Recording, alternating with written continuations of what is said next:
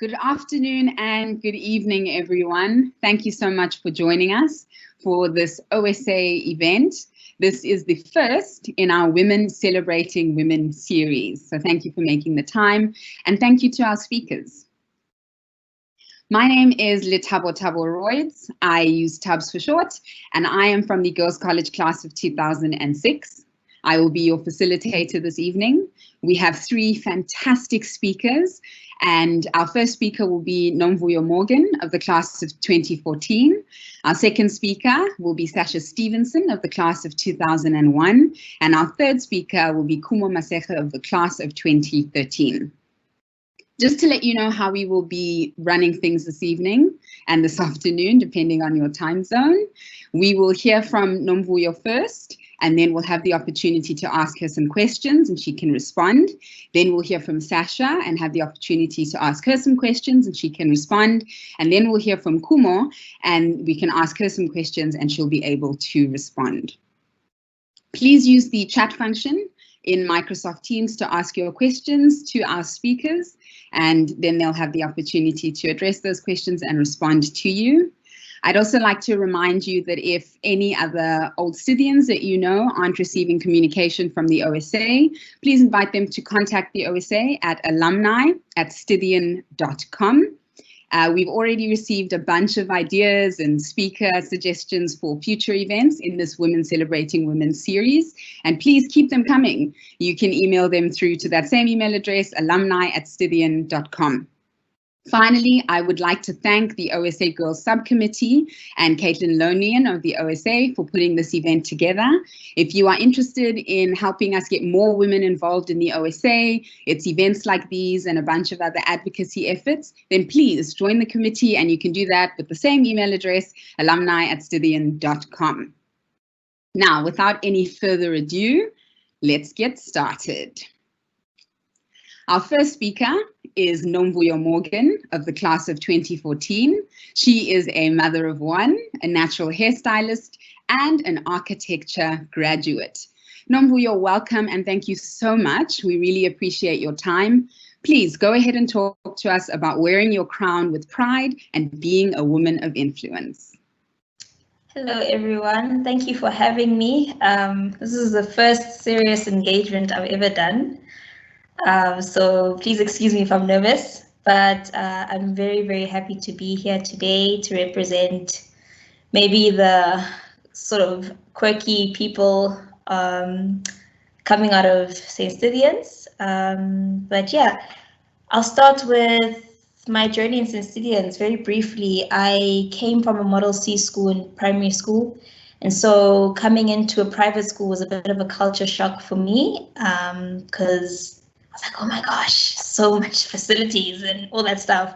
But I really appreciate the experience that I had at St. Stithians because it's not just about academics, but about building a well-rounded human being. And there were so many opportunities that I was able to take while at school that I can see certain parts of that coming out in where I am today. So what it means to wear my crown. So I studied architecture at the University of Pretoria. Halfway through it, I was actually I was like, I want out. You know, you go into university thinking that this is where I'm going to be. Even high school, I wanted to be an actuarial something. I even forgot the name. I wanted to be an actuary. I wanted to be a doctor. I wanted to be something corporate, but somehow I ended up in architecture because it was a balance of arts and science. I wasn't that great at science, but my parents made sure that I did science and maths and AP maths and all that stuff. But I was more artistic. So I needed something that could be reliable to my parents and also something that I could do in the arts. The reason why I'm explaining that is because I went into architecture and I discovered my passion while I was in university, which was not architecture. By the time I was in second year, I didn't want to be in architecture anymore, but I had to push through because finishing was important. I was on a bursary, so it was important for me to finish, and I appreciate that I did finish. By God's grace, it happened. But in varsity, I discovered my love for hair. I started braiding people in first year for pocket money, because my parents didn't believe in pocket money for other than school-related stuff. So I started braiding people for pocket money, and I would just continue and continue. And after I graduated, told my parents, well, I didn't tell them, but they sort of realized I'm not actually applying for jobs, which was scary because they were like, took it to private school, you have to do something serious. And I'm like, my mom applied for a job for me. I got interviewed, but I did not do it.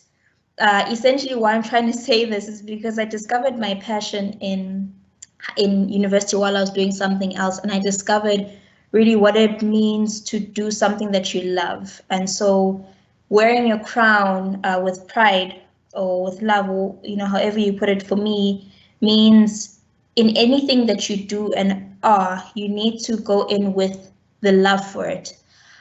Whether you're a doctor, whether you're an accountant, whether you're whatever, we don't need another doctor. We don't need another accountant. We need another compassionate human being, another passionate human being in everything that they do, so that they do it with love. Because when they do it with love and compassion for other people, you'll do it properly. So in anything that you do well, in anything that you do with love, you do it well. And for me, wearing my crown with pride, for me, really means honoring the gifts and the talents that I've been given by God in the best way that I can, and using them to help other people. So for me, that's helping people in the natural hair industry. I believe that I'm changing the braiding industry one head at a time, because every client I have, I teach them about natural hair care. A lot of Black women will know this, but we didn't grow up with Black hair care or education or knowledge on that. And so we grew up sort of disliking our natural hair.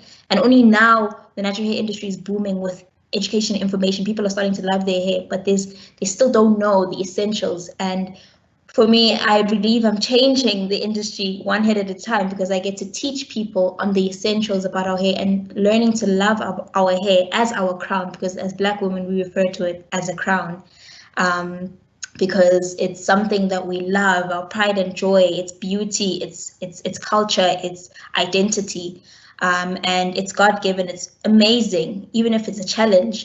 That's why I think I'm changing the industry one head at a time, just by teaching people to love what they have and to honor what they have before them, instead of looking outside to be something that you're not.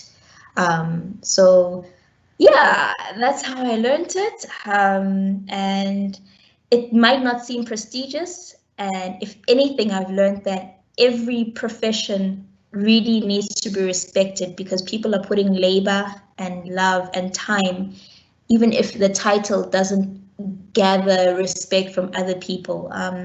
So that's what it means for me. I don't know if I've explained it well enough, but I think that's the best that I could say it right now, and I hope you understood me.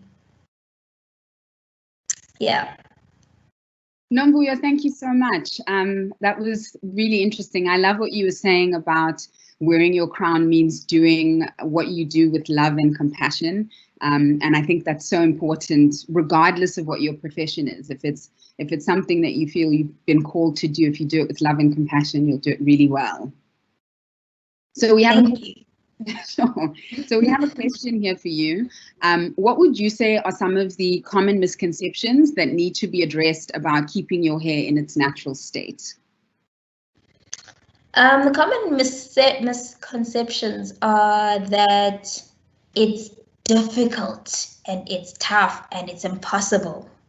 And also that our natural hair is unneat, unprofessional. Those are things that we've grown up thinking are the standard, but that's not the truth. Our hair needs love.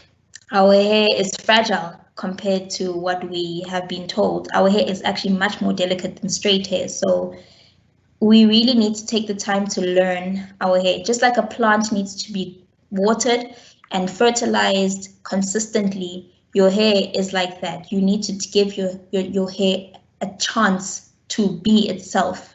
I don't know if people listen to hip hop music, but Future was like, I don't know if you guys know Future. He's like, I don't want to give you the wrong impression. I need love and affection. That's what your hair needs. Love and affection.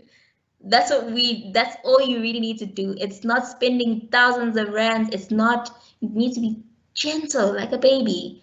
And you'll see the effects from then on. It's not that difficult. It's really time and patience. That's good advice. Yeah, thank you. And I think certainly for me, I've had my hair in all sorts of different states, but in lockdown, where we haven't had access to some of the luxuries of someone else helping us take care of our hair, I've certainly learned even more. I was quite particular about taking care of my hair myself, and there were a few things that I couldn't do, but I think I can probably do everything myself, and that was just a necessity. That's great. That's great. So the other question I have for you here is, you talk about going to school for one thing and your parents had certain expectations when you went into varsity, and midway through you found that you have a passion for something else. And I think that's a common experience for many people. Sometimes what to do when you're in high school, or even, as you said, second year or partway through the process, you find that you have a love and a passion for something else. So can you please just talk to us about embracing that kind of change? And I think at any age, even if it's not what your parents were expecting of you. So I must say, my parents weren't expecting that, but they have come through and have become the biggest support in my, I don't think they get the vision, but they're trying their best. In support, as I mentioned, I'm a mom, so even that was like way out of my plans, but my daughter has aided in me pushing harder. And there's also the misconception that if you have a child young, your life stops. That's not true. My life just started. So with that, on top of that, my parents have had to deal with a lot of changes. So I believe a strong support system, even if it's not your parents, but even if it's just your friends or mentor or someone, for me it was the church, for me it was my friends and my parents. I've had a lot of people support me in many small ways, whether it's giving me time, or giving me advice or a shout out, really helps you to make that realization a reality. The realization of, okay, I want to go in this direction now. Having people support you, they might not even agree with you, but if they just support you, can really help you go a long way, because then you can prove to them in the future that this is serious and I can make something out of this, and they'll see the fruits of your labor. You just need to need that support, even if it's just one person believing in what you believe in. It can take you very far. So yeah, and I believe that it was all God's grace for me. I'm nothing without the Lord, so that's why I believe I'm where I am. It really takes a good support system for people to encourage you, because we need encouragement as people. Thank you. Oh, that's lovely. So those are my questions, and we have some questions now from our attendees. The question is, what doors did Braids by Vuyo open for you?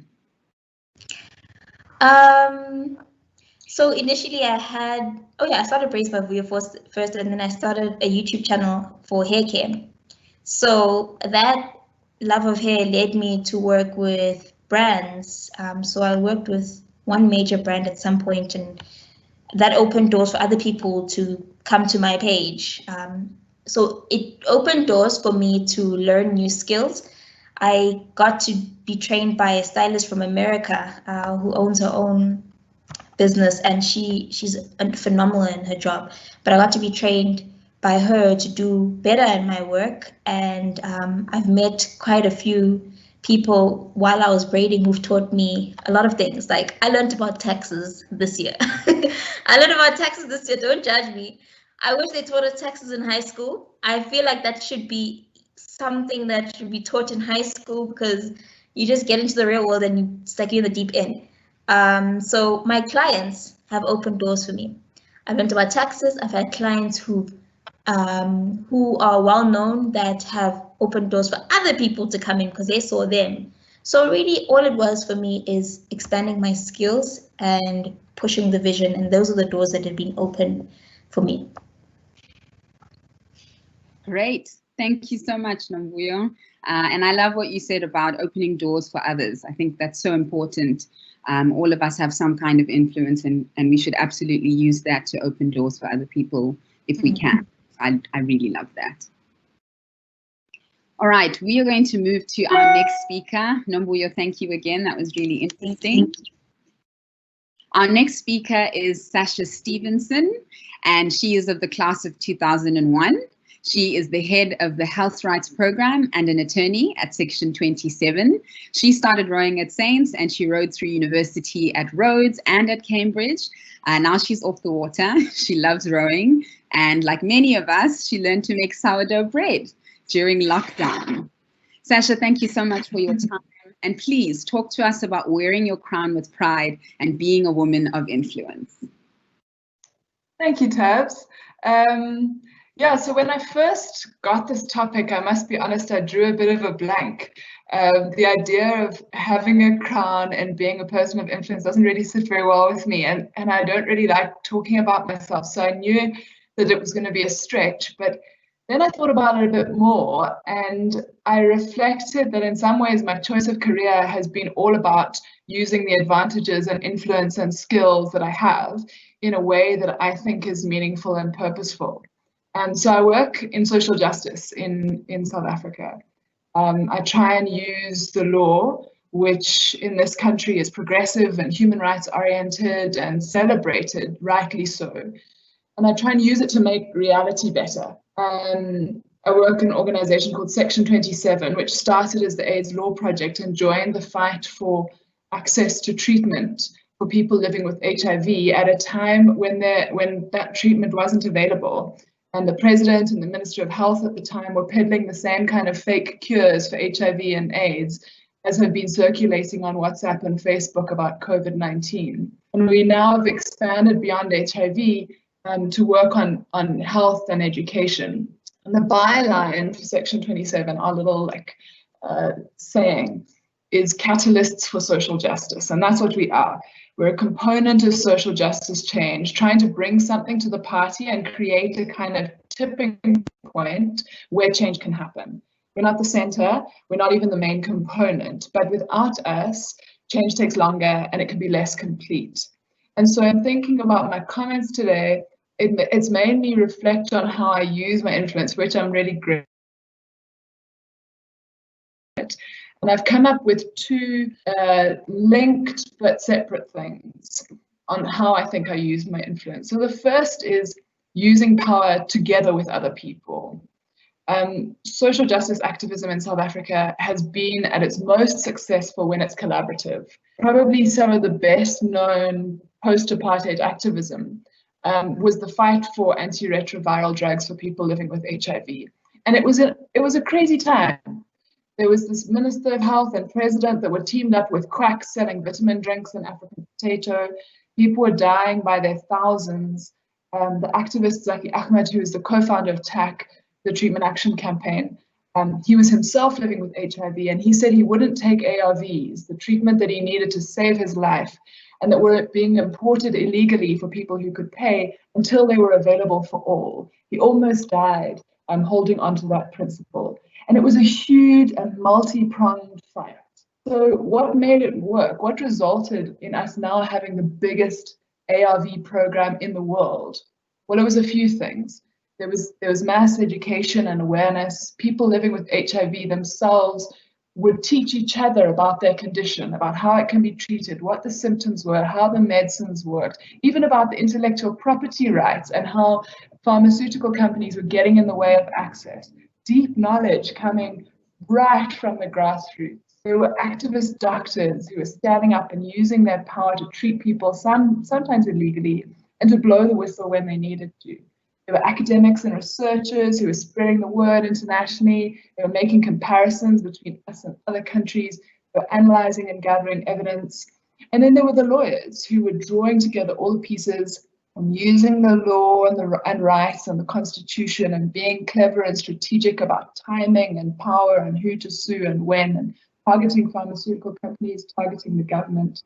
There were lots of people, lots of crowns, lots of influence, and no one alone could have done it.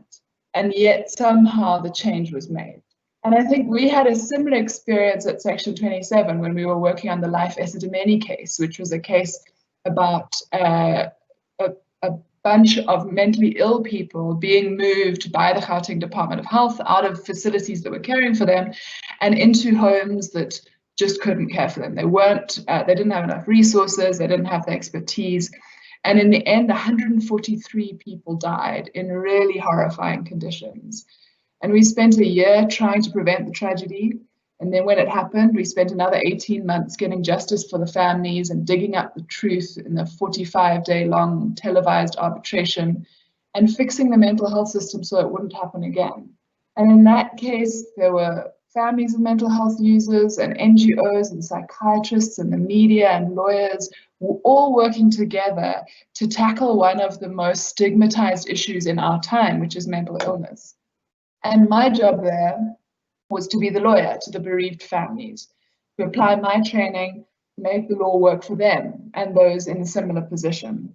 It was a tough and it was an uphill battle, but we succeeded. But again, with just lawyers, nothing could have happened. There were lots of people, lots of crowns, lots of influence, none of which alone could have made anything better, but with which we managed to do something unprecedented. So that's the first way that I think I try and use my influence is in conjunction with other people and adding power together to make something real. And the second thing, just briefly, is I think we need to lean on other people and we need to let other people lean on us more. I work in an environment that means that I see the best and the worst of people and systems. I see broken health systems, disastrous clinics, greedy pharmaceutical companies, children going hungry because school feeding is stopped during a pandemic and an economic crisis. But then I also see hardworking and dedicated government officials. I see private sector lawyers who are keen to help in public interest cases. I work with tough advocate activists who will march into a hospital carrying their antiretroviral medication, knowing that they might get arrested and so need to have their treatment with them in case they end up in jail. But they are so committed to being heard and fixing the system that they take that risk. I get to witness the full spectrum from the worst to the best. And that can both take it out of you and it can inspire you.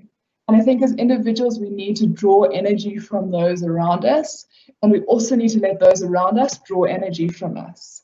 I get to work with fierce activists from villages and towns all across the country, with excellent lawyers and pro-communicators and top-class rights educators. And I can support them in what they do and give them energy and allow them to lean on me. And I can also allow myself to be supported and get energy from their energy and lean on them. And I think right now, when everyone's feeling a terrible energy lag in the midst of COVID, and there's this generalized sense of existential dread, this relying on each other is more important than ever.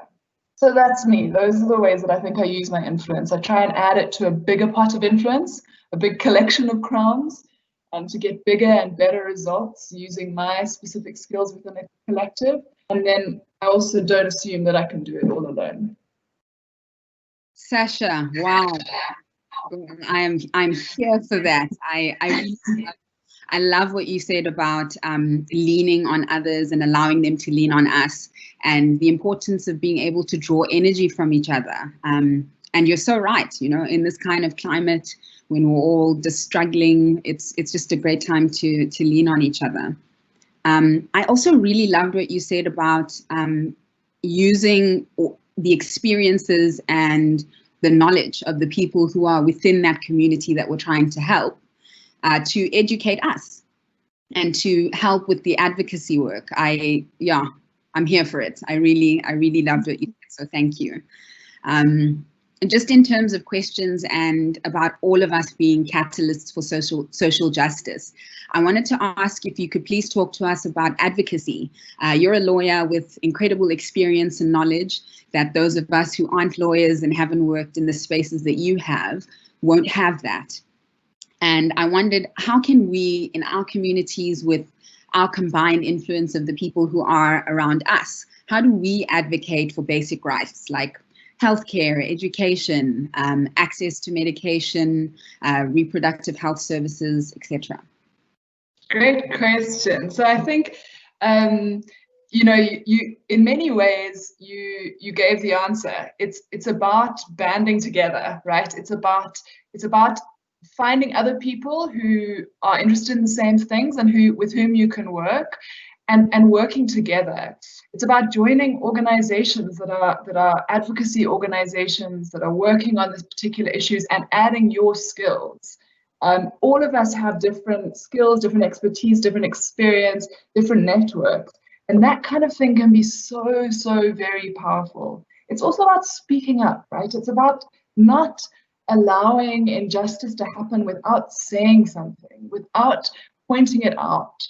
And that's not just about like making a couple of comments on Twitter and Facebook, although that has its place. It's seeing what you really can do. Sometimes activism is about donating. You know, for some people for whom they don't have time to volunteer their time, you know, they're unable to do anything else. Sometimes it's about donating money, but it's often about donating time and thought and banding together and allying with people who are experiencing these particular issues. So yeah, I think you answered the question yourself, but I can expand on it. No, I think you're right. Yeah, definitely much better than I could have. We do have some questions here in our chat room.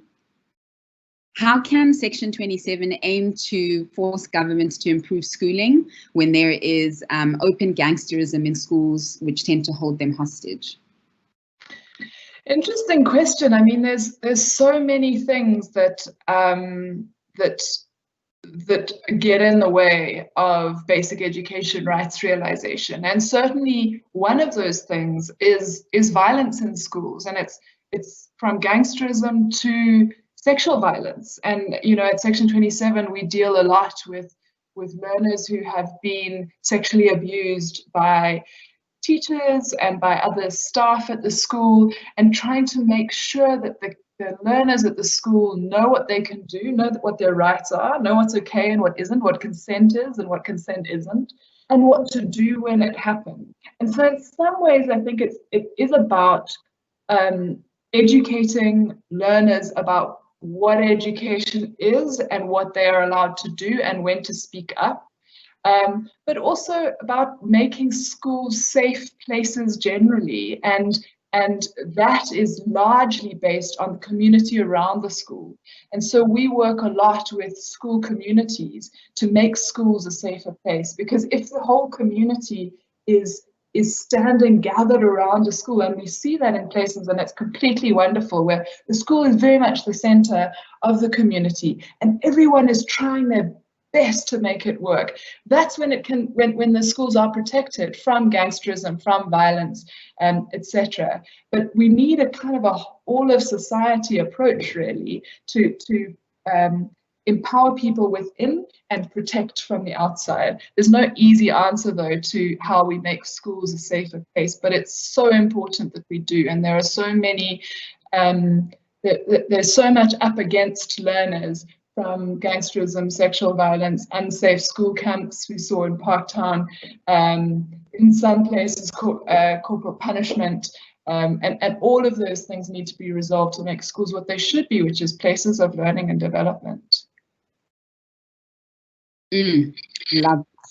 I love what you said about empowering people from within and then protecting them from the outside. I think that's a really lovely visual, and it speaks to us as citizens outside of a particular community that we're wanting to advocate for, that it's not just about saying you as the community, that's your issue, there's no way that we can help. It's actually saying, yes, there are things that we can do and we're going to step up for you. And like you said, we'll help energize you and you can lean on us. So I really love that. Thank you. So thank you so much, Sasha. It was really, really interesting. And thanks for the great ideas on how we too can advocate. Our next speaker is Khumo Masege. She is from the class of 2013. She's a clinical psychotherapist in the USA, servicing the LGBTQ+ community, and she has a Pinterest board for every occasion. So just a heads up, in terms of how we're going to manage this technically, Khumo is going to join us. I'm just going to call her now, so if you give me 2 minutes to connect with her, and then you can hear her video.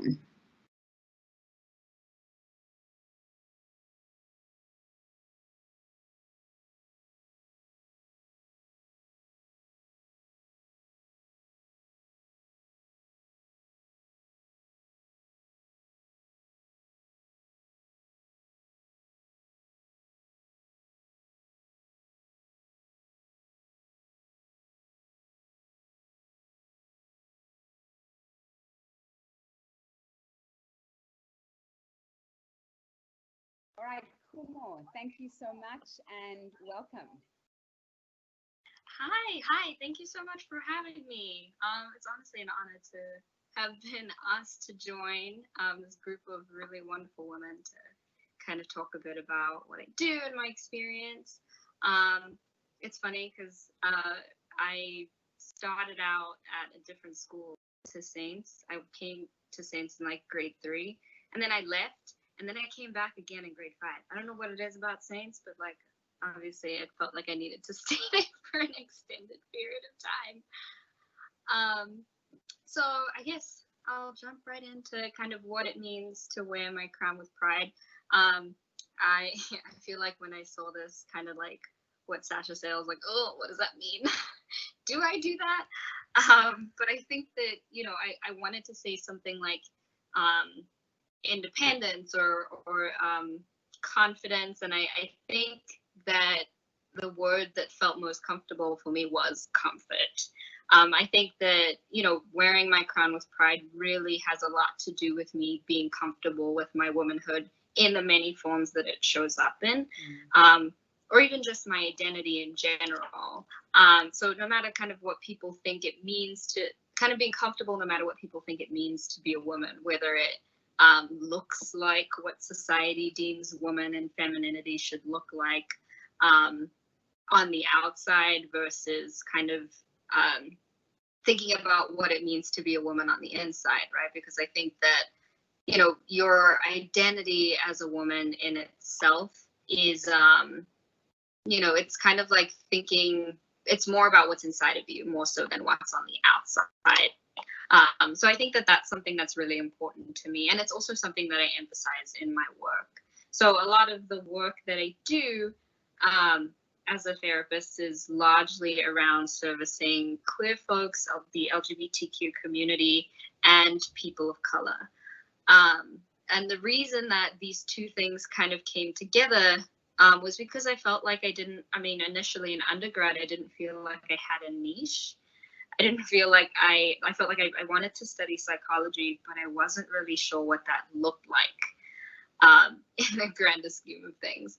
I think I saw people kind of finding their specialties, like some people going into organizational, some people going into educational, and I was like, I want it to be clinical, but I'm not sure where I fit in the psychological realm of things. And obviously this was like me being in the USA and like 19 and not knowing what the hell I'm doing. And I took this course called Intro to Women in Gender Studies. And I think it was through that course that I really found where my interests lie. I think I started to recognize that there was something about gender and sexuality that I hadn't really learned at home. And I realized that there was kind of like a gap that was missing in my understanding of gender and sexuality, that I didn't feel like I fit into all the boxes of gender and sexuality all the time. And I guess I think I just didn't have the language for that initially. And I think that a lot of the time I associated sexuality and gender expansiveness with whiteness or, you know, colonialist ideas. And I was like, how do I do that within the context of my culture and my identity, right? Because I think that tradition and culture generally are not, in South Africa at least, are not really things that are particularly open all the time to people who don't present in a certain way. So I think kind of to wear my crown with pride is to pass that along to people. And I think that also bleeds into what I feel like my influence is. I found my niche in servicing queer folks of color because I think that is a very specific niche that needs the kind of confidence that other folks have already, right? I think that the intersections of gender, sexuality, race, ability are all things that kind of influence how we present in the world. And I think that, I think it's very fair to say that the world is already very white-centered and male-centered and heterosexually centered in the ads that we see in media and things like that.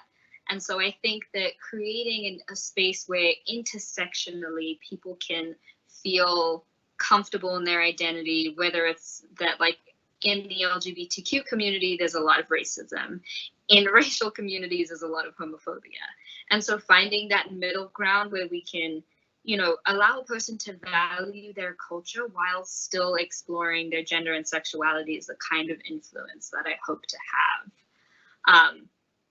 It's kind of, I think that also being a therapist in itself is very difficult because, Black folks, folks of color and queer folks have generally been used and abused by the medical industry for centuries. They've used our identities to justify marginalization, to justify laws that keep us out of certain spaces. And I think that, kind of making my spaces specifically queer and, person of color focused is to kind of then also draw from research that values and helps people in the way that they can be helped. We don't all respond the way that Freudian psychology wants us to learn, right? Even in grad school, what I learned is Freudian psychology, right? I learned from white psychologists how to treat white folks. And it's so, so difficult to find that piece of information or that research that caters to collectivistic cultures, that caters to people with different traditions and religions, while still being able to help people come into themselves comfortably. So I think using my influence has a lot to do with making people feel comfortable in their own skin, and creating spaces where they can be comfortable and validated and valued for who they are in its entirety. And I do think that, in South Africa, the reason I think I'm still in the US is because I'm kind of like stealing all their knowledge so that I can take it back and apply it where necessary to my communities, right? I think, Tubbs, you and I earlier spoke about like why I'm still here. And I honestly think it's just because, I'm trying to take all of their knowledge and take it home so that I can apply it where it's necessary. I'm going to be leading a workshop this weekend on how to do therapy with LGBTQ folks of color, because I think that this is like a really important area of work. And I think that, even when I use the word woman, when I was looking at the questions and kind of thinking about my womanhood, I think the greatest sense of comfort I've learned is from clients who don't present the way womanhood expects us to, right? When I spell woman, it's WOMXN, because I include trans women, I include women who present in a masculine way, right? Because I think that womanhood encompasses all of those things at once. And I definitely think like I've had the influence and help that I needed to kind of do this came from some very, very great teachers at some Stithians too, who kind of nurtured my growth in a lot of different areas. I was a very shy kid. And I think that, I wouldn't have found myself if you told me like when I graduated that I would be talking to a bunch of people and teaching about queer therapy and being a therapist in itself, sitting in a room with a person for 45 minutes. I probably would have laughed. But I think that, my identity was really nurtured in a lot of ways, especially in classes like drama. Shout out Taryn Hennig and Peter Hanley, favorites. But I really think that all of my teachers at Saints really helped to cultivate the sense of the confidence that I needed to take myself over the ocean by myself and kind of cultivate the knowledge in an area that I think that South Africa could really use.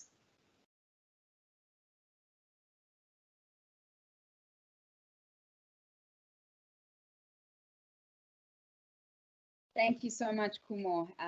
Yeah, that was really interesting hearing from you. We are going to move into some questions for Khumo. The first question, if you just give me a second here, I just want to make sure that she's still connected. Just a reminder as I do this, please make sure that you're sending through your questions in the chat function. And you can just type your question there and we'll be able to share your question with our speakers. All right, Khumo, the first question for you, I think actually before I go into questions, I just wanted to highlight some of the things that really stood out from what you said. I love what you said about Saints being this kind of environment that you just keep coming back to. I think a few of us have experienced that as well. I also really love what you said about creating spaces for intersectionality and collectivism. And I think what's become even more available in the public consciousness is that a lot of the vocabulary and a lot of the definitions we had for things aren't relevant. They aren't relevant to all of us. They sometimes include things that those of us within those communities don't include. And that's for queer folks, for people of color, for anyone who is different to what is considered to be the norm. And I think it's important that we do create these spaces for that intersectionality that you spoke about. And I also loved what you said about being specific about creating these spaces. I absolutely agree. If we really want to create spaces for people, we need to do it very specifically. And we need to have specific movements and ways of doing that. I also liked what you said about using your influence to make people feel comfortable in their own skin and valued for who they are. So in terms of this first question for you, in many communities, particularly in communities of people of color, which is what I've experienced, is there are stigmas about therapy and the kind of people that go to therapy. Please, can you talk to us about the necessity of therapy and your opinion on the significance of representation in the field? Khumo, over to you. Yeah, so I need to tell you a very funny story. Can you hear me clearly? Yes, I can hear you. Let me just check. Yeah, seems everyone else can hear you as well. Okay, so my video is a little bit lagged. Do you mind just repeating your question? Yes, sure. So the question is that in many communities, there are stigmas about therapy and the kind of people that go to therapy. And I wanted to ask you to please talk to us about the necessity of therapy and, in your opinion, the significance of representation in the field. And that's, you know, I mean, diverse representation, race, gender, sexual orientation, etc. Yeah, so I think that was something that was really difficult for me to come to understand. I mean, like, I think I had a very genuine interest in becoming a therapist. But I think that, you know, when I started talking to my family about it, talking to other folks in South Africa about what I was interested in doing, it was kind of like, oh, okay, so you're working with crazy people. And I think the stigma around therapy is really around this idea that therapy is only for people who need some kind of really severe, intense help. And I think therapy is really just about personal development. Therapy is about learning about yourself in the most intricate ways. There is therapy that's specifically for people who have more severe mental health issues. But I think that therapy in general is such an important aspect of personal development. But I do think that in general, therapy has been marketed as a very white-centered, colonialist thing. It's not necessarily catered for other folks, right? I think Black folks have for centuries been, you know, marginalized and trying to physically get ourselves to a space of comfort, whether it's financially or, you know, within our families. But I think that we haven't had the time to focus on our mental health. And so I think that we haven't really created the spaces necessary for us to do that, right? It becomes kind of like a joke to feel like you need to think about your relationships more intensely, or you need to think about your comfort with yourself more intensely. So I think that that's kind of what bars people from going to therapy, is this idea that it's for specific people and it's not for other people, when in fact really it's for everybody. And I think that, you know, finding a therapist that affirms your identities helps you to kind of find comfort in somebody who knows who you are, who knows your experience, who can speak from a place of understanding in that way. Absolutely. Right? Not to say that a queer person can't go see a white therapist, a queer Black person can't go see a white queer therapist, right? Because I think that there are similarities in experiences, but therapy is honestly just about creating a comfortable space. And for some people that might mean having somebody with similar identities, or having somebody who has experience and knowledge in the culture that you're in, right? So I think that that's a really important part of the therapeutic experience. Thank you. Yeah, I agree with you. I love that. We have a question here in the chat. The LGBTQ plus community is severely underrepresented and often doesn't have access to proper medical care across the world. Where do we step in to assist in South Africa and worldwide? Yeah, that's a great question, and I think that that's the one piece that's still kind of growing in a lot of ways. Even in the U.S., folks are still kind of fighting to receive the right kind of medical care. I think that, you know, as medical professionals, I think you can start by noting that your space is safe and affirming, right? I think that a lot of the time we preoccupy ourselves with trying to say the right words, or trying to say the right thing, and that leads us to either say nothing and ignore it, or not really kind of treat the person in the way that they deserve to be treated. And I think, like, in general, medical professionals, even if you're not necessarily well versed in certain identities and treating certain people, I think it's important to let somebody know that you're learning and that your space is there for them to feel as comfortable as possible, right? Because I think that, you know, the world is already not a comfortable place. Trans folks walk around in the world consistently concerned about being clocked by people, being seen by people, being pointed at, whether or not they look straight enough, whether they look feminine or masculine enough. And I think that in a medical setting, it's already such an uncomfortable place for those of us who agree with our bodies, right? For people who are cisgender, which means that, you know, our gender identity kind of aligns with our bodies, medical care is already an uncomfortable thing. But to go in there and identify differently to what, you know, somebody sees on your face or sees in your body is extra uncomfortable. And to have folks in the medical community who are able to hear you out on it is a really great place to start.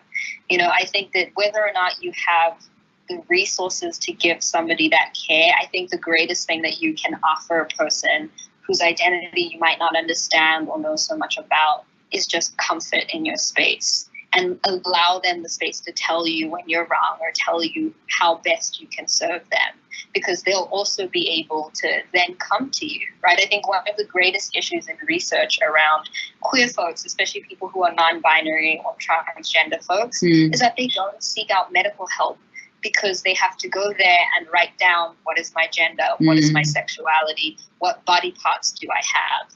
Right? And when a doctor sees my body parts, what are they going to say about it? And that's why there's so much suicidality, so much mental health issues, so many health issues in general, because this community is taking shots at finding them from the black market, and they're not receiving the right medical care because people don't care enough. And it's just about hearing people out. You know, it doesn't have to be that you have all the resources or you know the right words. Just offering someone the space to teach you can be really helpful. That's so true, actually. And I think what you're saying about creating safe, affirming spaces speaks a lot to the next question.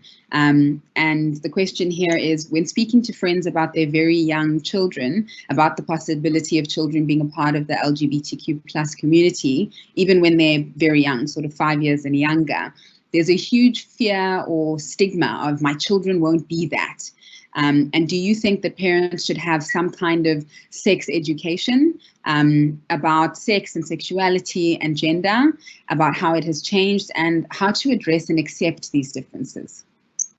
Oh my gosh, I think like this question really it intrigues me, because I think that the thing that's so interesting about heterosexual folks is that we already assign children partners when they're in kindergarten, when they're in nursery school. We're like, oh, that's your boyfriend, or oh, that's your girlfriend.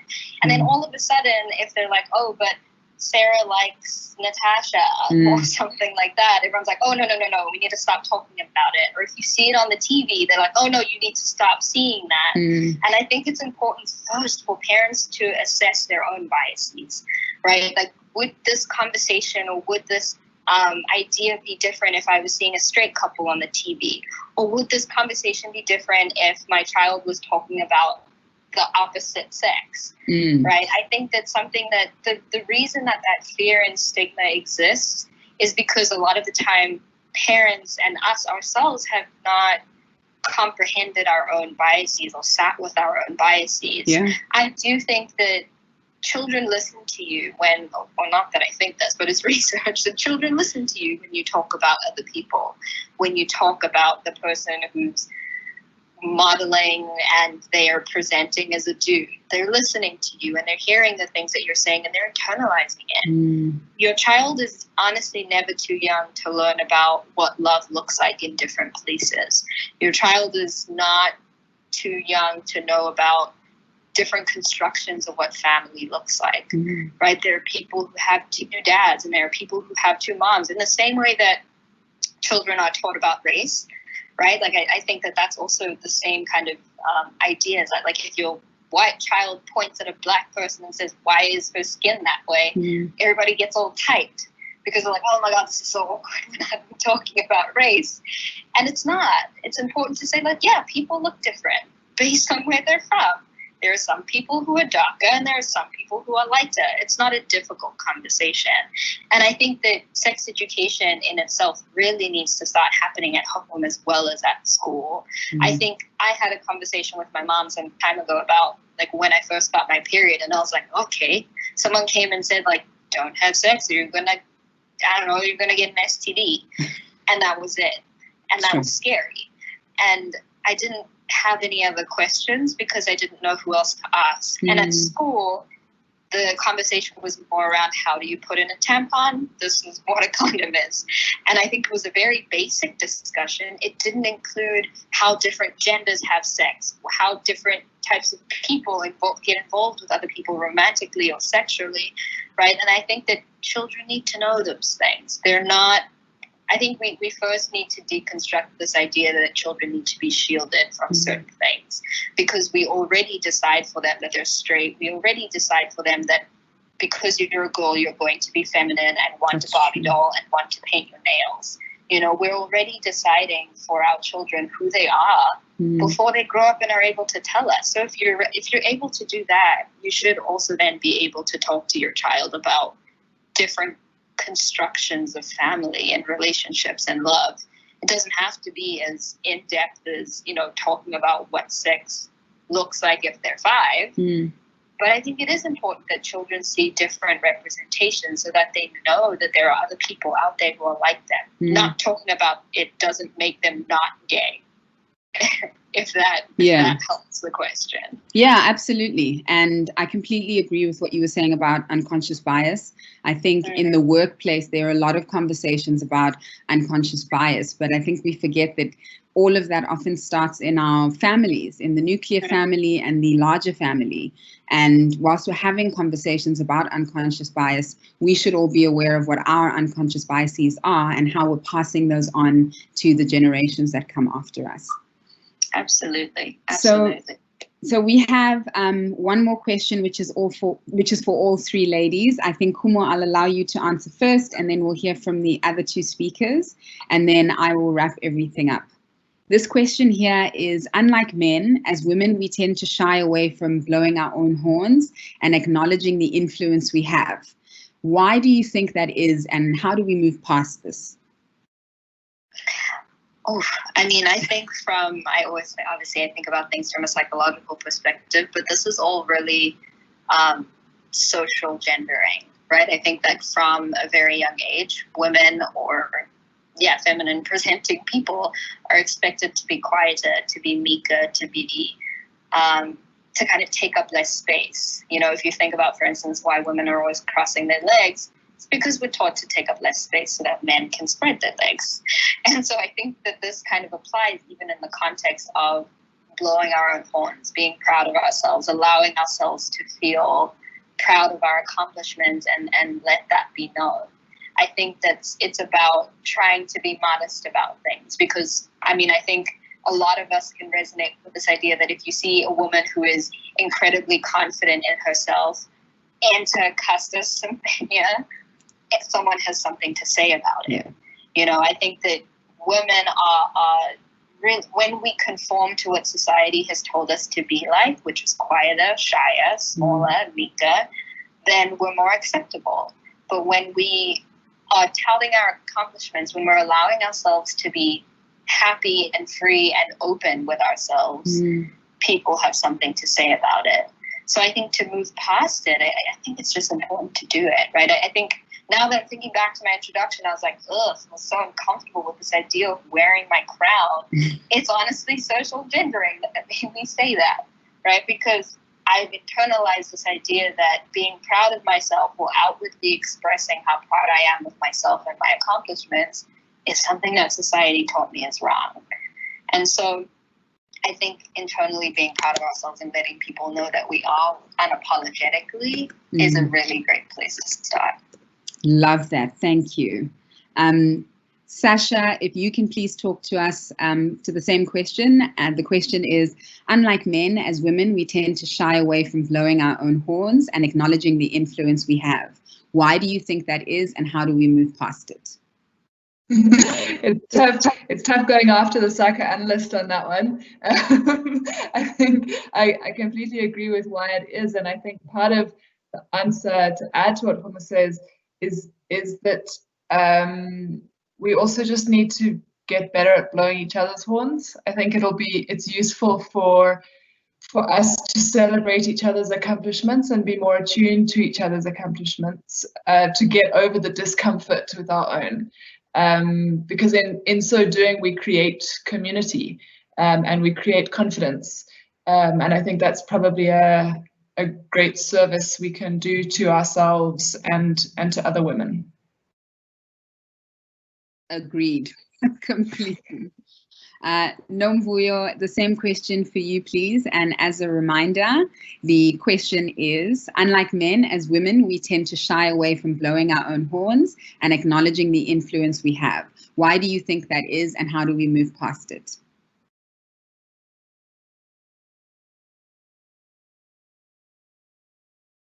So, I hope lady here will give me a minute to speak, but essentially, I think I've come to learn for myself that who you are and what you do will speak for itself. So I think I agree with Sasha that we should be blowing our horns. We should be blowing each other's horns because as women, we can get very, which is also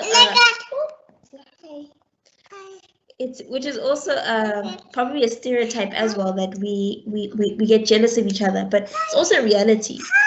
In blowing each other's horns. Okay, so in blowing each other's horns, I believe that building a firm foundation as women where we support each other and encourage each other in what we do, whatever that we do, is the first step. And secondly, I believe that your work and who you are will ultimately speak for itself, that you don't actually even need to blow your own horn at the end of the day, because people will see your impact, people will see your influence just purely from the work of your hands, without you needing to talk. It's a computer, without needing you to talk. So I think that's my quick answer. Yeah, great answer as well. Hi, little one. Thank you, ladies, so much. I think this conversation, certainly for me, has been really enlightening and wonderful and interesting. And I can see here in the chat that a number of our attendees feel the same way. So thank you so much for your time. We really do appreciate it. I think in terms of closing remarks from all of you, can you tell us some of the best advice another woman has given you? And whilst you think about that, I'll share with you the best advice another woman has given me. And this was advice that my mum gave me. She's full of really great advice. And one of the nuggets that she gave me was the importance of taking up space. And I remember it was in the context of something I was very nervous about doing, and it was a space that wasn't very welcoming. And she just said to me, you like walk in, bash down those doors and show them who you are.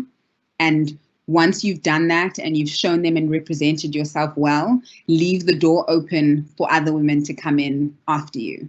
So for me, that's been really wonderful advice. And I try really hard, even when I'm nervous, to just walk in with confidence into those spaces where I may feel that I'm not welcome, but I know that I'm needed and I've been invited, even if it was one or two people. And I try and make sure that I'm always opening the door for the next woman to come in after me.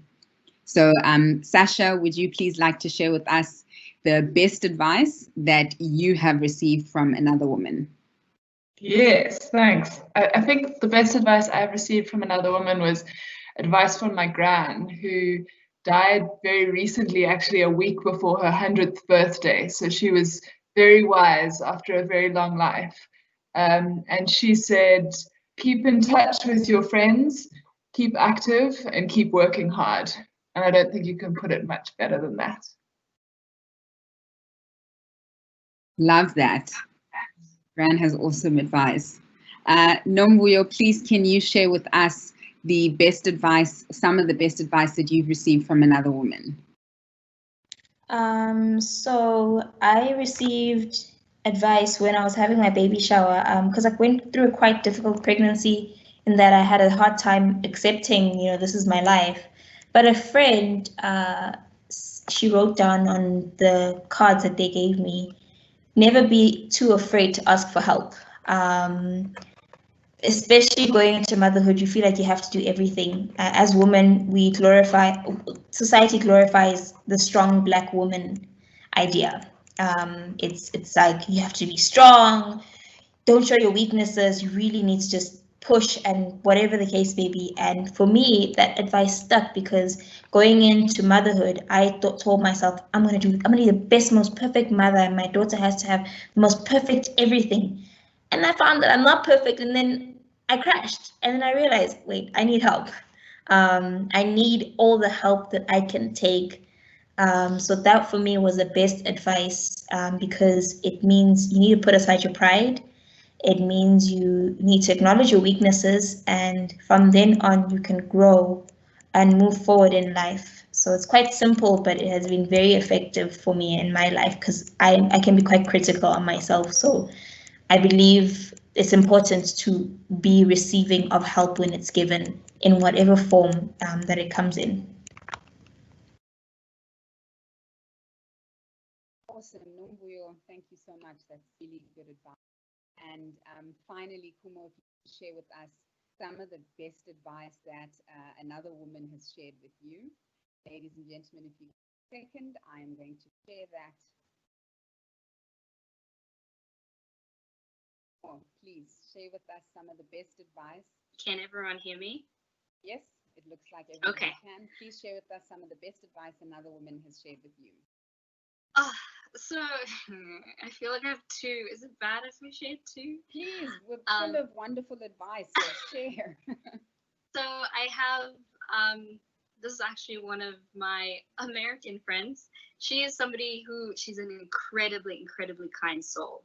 And I think that something that she always says is like, if you have the ability to choose to be kind versus being right. Always choose kindness and you will always be right. And I think that that's something that I always carry with me, because I do think that I'm like a very kind person, but sometimes I have this ability, I kind of view my kindness as a disadvantage, because it's like putting other people before me a lot of the time. The second one isn't really something someone said, but it's my mom. It's how she has always been, especially for me. And I wonder if that's just because I was a very shy child. But I think when I was little, there was a time when I was, I think I must have been in like grade 2. And I was very shy. She was very concerned about me. And I was sitting in her car, and I think I'd been fighting with a friend or something like that. And she was kind of telling me, like, you need to stand up for yourself. You need to show up and show out. Be who you are, and don't let people walk all over you. And it was something along those lines. But for the rest of my time in school, my mom continued to show me that. Like, there was a point where something happened in like a group that I was in, that, you know, someone's mother yelled at me for something, and she came in with guns blazing to ask this person to apologize to me. And I found it so embarrassing at the time. But now when I look back on it, I'm kind of like, damn, she did the thing. You know, like, there's something. So I think I saw my mom as like this very crazy person.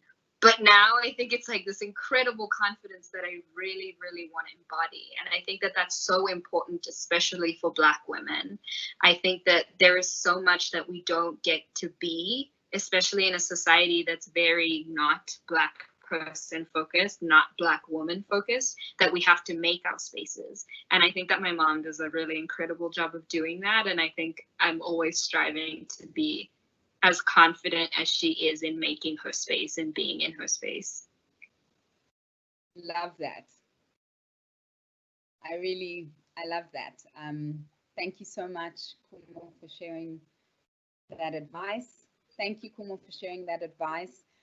Thank you to all 3 of our speakers for sharing your advice, your experience, your tips. I found this really, really fascinating. And as I said before, the messages just keep coming in of all the other people who really enjoyed it. So in closing, I'd like to say thank you to our 3 phenomenal speakers for your time and for sharing your expertise with us.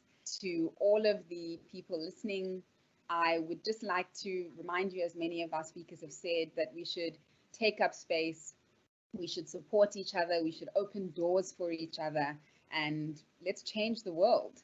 Thank you all for joining us. If you have any further questions, you're welcome to email alumni@stithian.com. But otherwise, thanks again and stay safe, everyone. Bye-bye.